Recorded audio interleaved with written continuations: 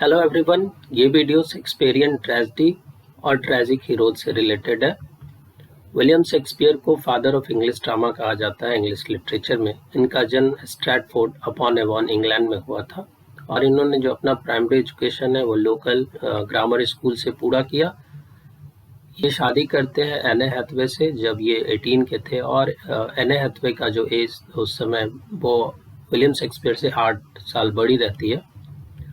In 1584, he left his native town for London to pursue his literary career और literary career को बनाने के लिए ये 1584 में लंदन जाते हैं और वो बहुत सारे जो थिएटर उस समय थे उसमें वो काम करते हैं और धीरे धीरे ये एक्टर और फिर वो एक वेल नोन ड्रामेटिस्ट और पोइट्स के रूप में उभरते हैं।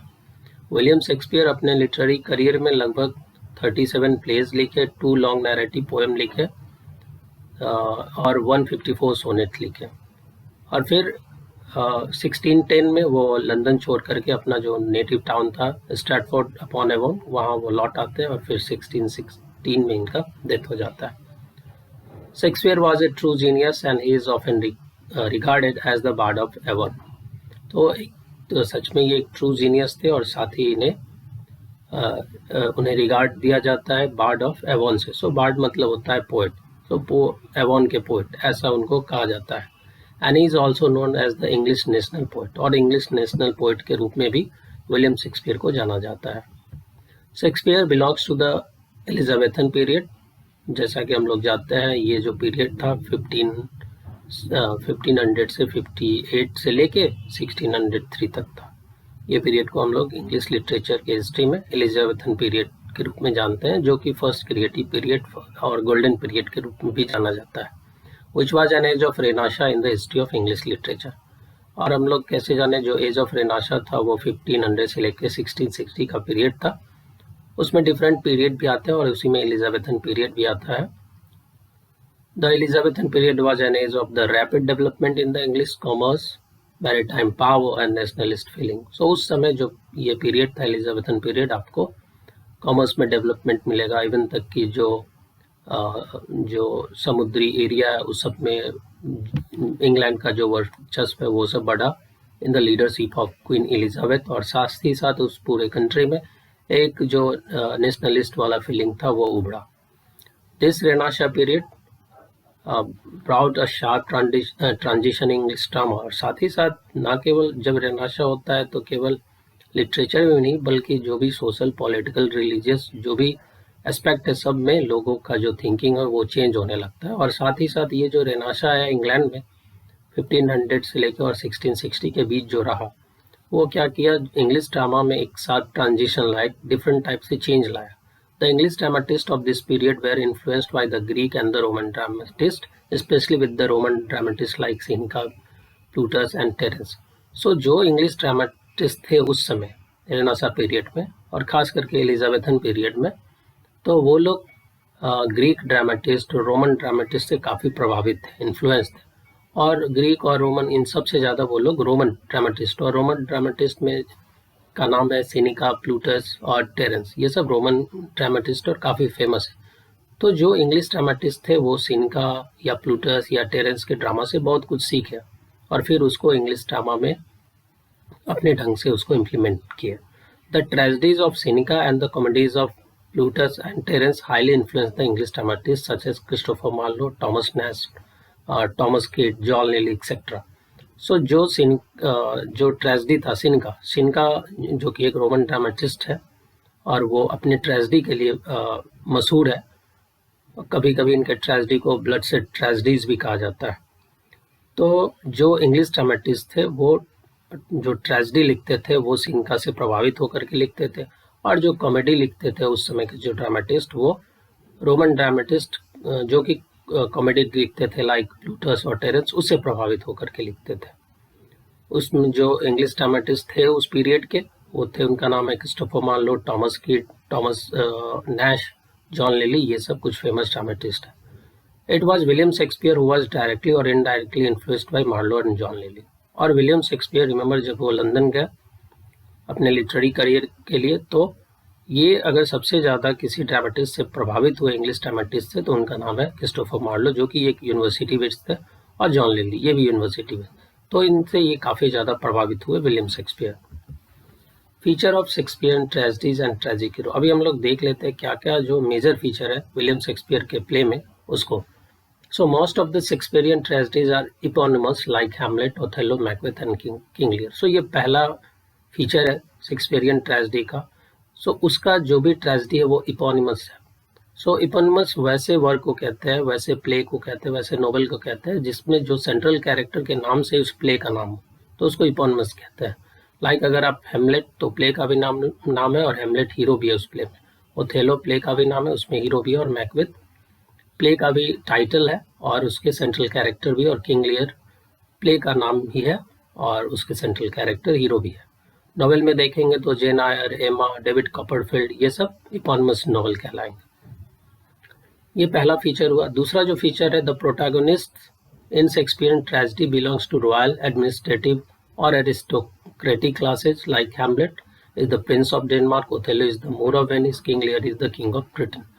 दूसरा ये क्वालिटी है शेक्सपियरियन ट्रेजेडी का कि जो भी शेक्सपियरियन हीरो होंगे मोस्टली क्या होंगे, वो किसी या तो मतलब एडमिनिस्ट्रेटिव क्लास से बिलोंग करते होंगे या फिर किसी एरिस्टोक्रेटिक क्लास से बिलोंग्स करते हैं, मतलब किसी न किसी हायर क्लास से ये बिलोंग्स करते हैं। ये मोस्ट सारे शेक्सपियरियन, लगभग सारे शेक्सपियरियन ट्रेजेडी में ये होता है। जैसे कि आप देखेंगे हेमलेट क्या है, प्रिंस है डेनमार्क, ओथेलो मूर है वेनिस के, और किंग लियर किंग है ब्रिटेन के। तो इस टाइप से या तो एडमिनिस्ट्रेटिव से रहेंगे या फिर एरिस्टोक्रेटिक से, इस टाइप से वो किसी न किसी हाई क्लास से बिलोंग करते रहते। अब थर्ड हम लोग जो क्वालिटी है वो क्या है, in Shakespearean tragedy the protagonist have all the heroic qualities except a loophole. जितने भी शेक्सपियरियन हीरो है और शेक्सपियरियन ट्रेजेडी में जितने भी हीरो है, उन सब में सारा जो हीरो का क्वालिटी होना चाहिए वो सब रहता है, लेकिन कहीं ना कहीं उसमें एक लूप होल होता है। कुछ न कुछ एक खामी होता है और वही खामी उसके डाउनफॉल का रीजन बनता है। ठीक है, उसमें के पास सारा हीरोइक, ब्रेव होगा, इंटेलिजेंट होगा, स्मार्ट होगा, हैंडसम होगा, सब कुछ होने के बावजूद एक न एक उसमें कमी रहता है और वही कमी उसका डाउनफॉल का रीजन बनता है। लाइक आप देख लीजिए ओथेलो को, सब कुछ होते हुए भी उसमें क्या है कि वो ये जेलस है, डाउटफुल है, और इसके कारण यही उसका जो कमी है वो उसको डाउनफॉल की ओर ले जाता है। Fourth, in most of the Shakespearean tragedies the death of the protagonist is certain. ये भी चीज़ इनका बहुत फीचर है कि जो भी शेक्सपियरियन ट्रेजेडी आप देखेंगे तो मोस्टली में क्या होता है, एक आध को छोड़ करके, लेकिन ज़्यादातर में क्या होता है कि जो उसका हीरो है, किसी भी ट्रेजेडी का जो हीरो है उसका डेथ सर्टेन, उसको मरना तय है। हेमलेट में हेमलेट का भी डेथ हो जाता है, मैकबेथ में भी हो जाता है, और ओथेलो में ओथेलो का भी डेथ हो जाता है। Then fifth, most of Shakespearean tragedies have supernatural elements, fate, fortune और चांस। सो शेक्सपियरियन ट्रेजेडीज में क्या आपको सुपरनैचुरल एलिमेंट्स मिलेंगे, साथ ही साथ कभी ऐसा लगेगा कि जो हीरो है वो फेट, फॉर्चून पे विश्वास करते हैं या लक बाई चांस, ऐसा आपको देखने को मिलेगा उनके शेक्सपियरियन ट्रेजेडीज में। Christopher Marlowe, who was one of the university wits who and his tragedies directly influenced Shakespeare. Shakespeare as a playwright wrote many tragedies in his literary career. तो ये बात हम लोग पहले जाने कि कैसे जॉन लिली और क्रिस्टोफर मार्लो से विलियम शेक्सपियर प्रभावित थे। अगर ट्रेजेडी का बात है तो इट वाज क्रिस्टोफर मार्लो जिससे विलियम शेक्सपियर काफ़ी इन्फ्लुएंस्ड हुए, और इन्होंने बहुत सारा ट्रेजेडी लिखा, और जिसमें से हैमलेट, ओथेलो, मैकबेथ और किंग लियर, इनका 4 ग्रेट ट्रेजेडीज जाना जाता है। बहुत बार एग्जामिनेशन में ये क्वेश्चन पूछे जाते हैं कि 4 ग्रेट ट्रेजेडीज में कौन कौन आते हैं, तो हैमलेट, ओथेलो, मैकबेथ और किंग लियर। अभी हम लोग एक एक करके जो भी उनका ट्रेजेडी है उसमें जो भी ट्रेजिक हीरो है उसके बारे में जान लेते हैं। So the tragedy of Hamlet, Prince of Denmark, ये हैमलेट का फुल टाइटल है उनके प्ले का, और इस प्ले में जैसा कि हम लोग जानते हैं कि ये जो प्ले है इपोनिमस है, तो इस प्ले में जो हीरो है वो हैमलेट है और वो प्रिंस ऑफ डेनमार्क रहते हैं, और ये एक रिवेंज प्ले है। रिवेंज में आप बदला लेते हैं। Hamlet's father, king of Denmark, is murdered by his uncle Claudius, and his mother married Claudius unknowingly. So इस प्ले में क्या होता है, हैमलेट के फादर का मर्डर कर दिया जाता है उसी के चाचा जिसका नाम है क्लॉडियस, उसके द्वारा। और हेमलेट की माँ शादी कर लेती है उसी व्यक्ति से जो उसके हस्बैंड का किलिंग किया है, जिसका नाम है Claudius. So the ghost of dead king tells Hamlet to avenge his murder by killing the new king of Denmark Claudius. उसके बाद क्या होता है, जब हेमलेट डेनमार्क पहुंचते हैं तो हेमलेट के जो फादर है जिनका डेथ हो गया, उसका एक घोस्ट आता है, उसका भूत आता है और हेमलेट को बताता है कि कैसे उसका किलिंग हुआ है, कैसे तुम्हारे अंकल मतलब उनको हत्या किया। So Hamlet takes revenge to kill his uncle Claudius, but at last Hamlet also dies. So finally आप देखेंगे प्ले में डिफरेंट प्लॉट्स आते हैं और उसके बाद हेमलेट हालांकि उस अपने फादर का बदला लेता है अपने अंकल क्लॉडियस को मार करके, लेकिन एट लास्ट वो भी इंजर्ड हो जाता है और वो भी मर जाता है इस प्ले में। The modernist poet and critic T S. Eliot said Hamlet as an artistic failure.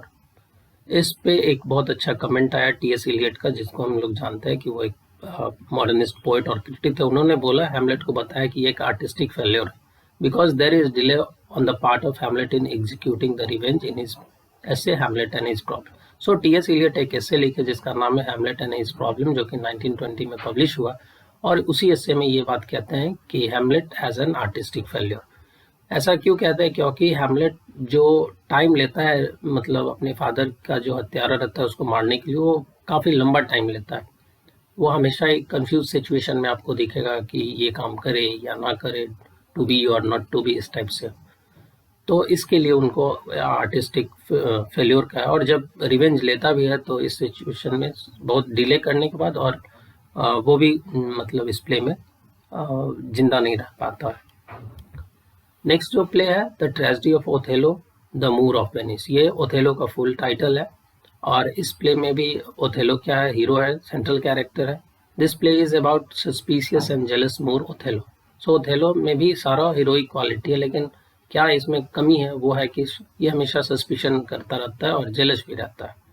When he appoints Michael Cassio as is ensign, ensign एक पद होता है, तो जब ओथेलो मूर रहता है तो उसके बाद ये अपना एक इंसाइन नियुक्त करता है माइकल कैसियो को, और जबकि इसको करना चाहिए था इयागो को, और इयागो को ये बात बहुत बुरा लगता है कि चूँकि ये थोड़ा सा फिजिकली रूप से चैलेंज्ड है, तो इसको इस कारण से इयागो को नेग्लेक्ट करता है ओथेलो, और वो इंसाइन की जगह पे माइकल कैसियो को नियुक्त करता है।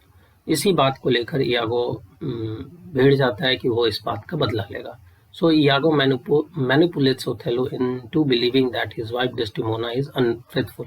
और इयागो इतना बेहतरीन तरीके से ओथेलो को मैनिपुलेट करता है, अपने जाल में फंसाता है, और ओथेलो हालांकि वो मूड रहता है, लेकिन फिर भी इयागो के बातों पे चलने लगता है और उसको अपने वाइफ पे डाउट होने लगता है, डेस्टिमोना पे।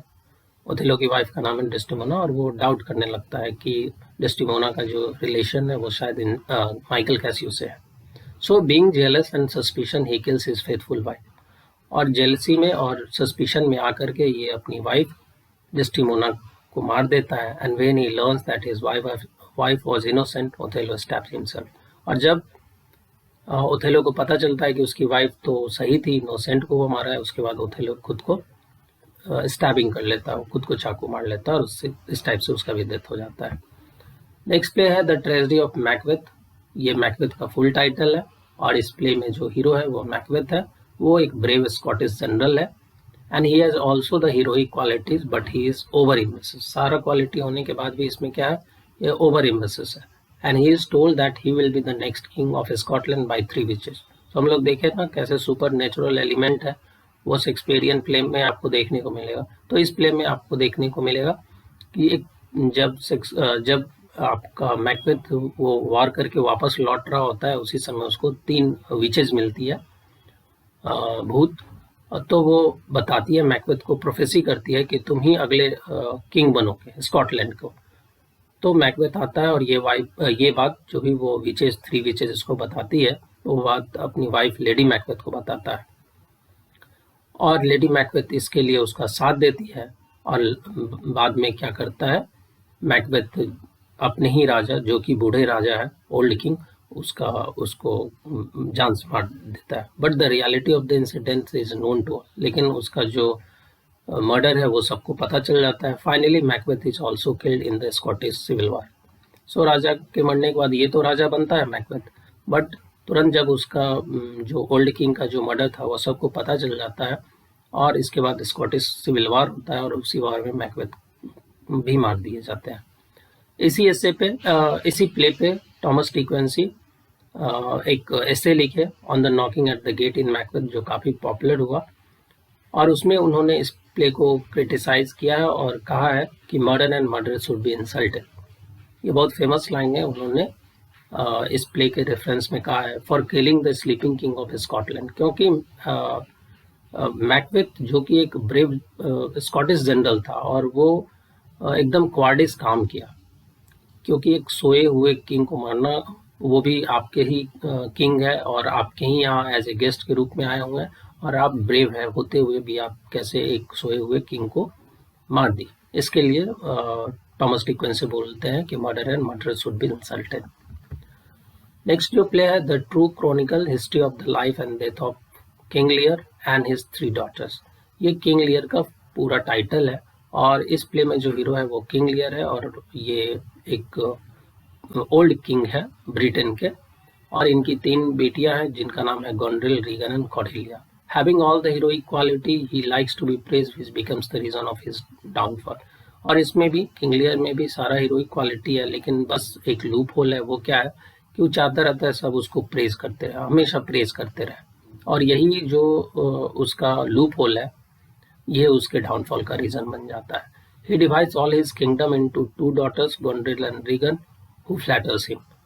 और ये क्या करता है, जब बूढ़ा होता है तो सोचता है कि जो भी उसका स्टेट है, जो भी राज्य है, उसको अपनी 3 बेटियों में बांटे, लेकिन ये जो पूरे स्टेट को बस 2 ही भाग में बांटता है, गोंड्रिल और रीगन, इन्हीं 2 को देता है, और जो 3rd बेटी है कॉर्डेलिया उसको बैनिश कर देता है अपने स्टेट से, क्योंकि वो अपने फादर को प्रेज नहीं करती है। हालांकि कॉर्डेलिया किंग लियर की सबसे फेवरेट डॉटर थी और सबसे लविंग भी थी, फिर भी वो उसको निकाल देता है। Soon Goneril and Regan rejects and plan to king their father. उसके बाद गोंड्रिल और रीगन प्लान करती है कि अपने ही फादर को मारने का। At last Cordelia is killed and King Lear goes mad. So इस प्ले में एक ऐसा प्ले है जिसमें किंग लियर जो सेंट्रल कैरेक्टर है वो मरता नहीं है, लेकिन वो उससे भी बदतर कंडीशन में चला जाता है, आपको ये देखने को मिलेगा, और वो पागल हो जाता है।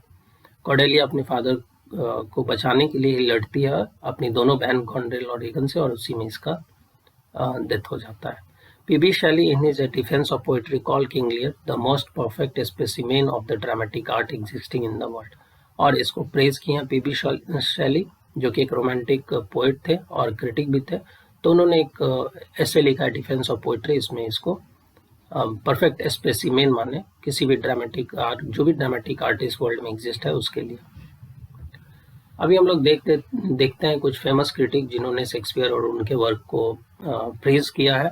Like Ben Jonson said about Shakespeare in his De Shakespeare Nostrati, there was even more in him to be praised than to be pardon.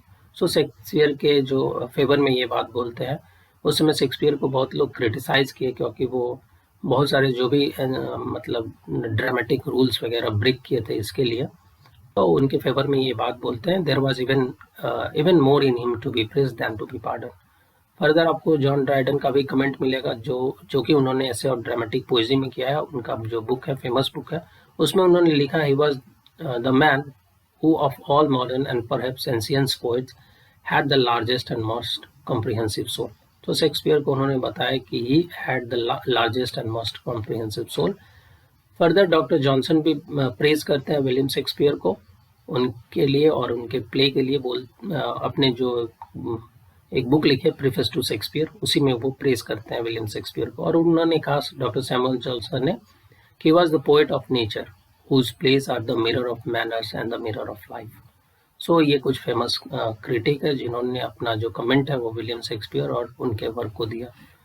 So this was the video regarding Shakespearean tragedy and Shakespearean tragic hero. Hope it will help you in your preparation of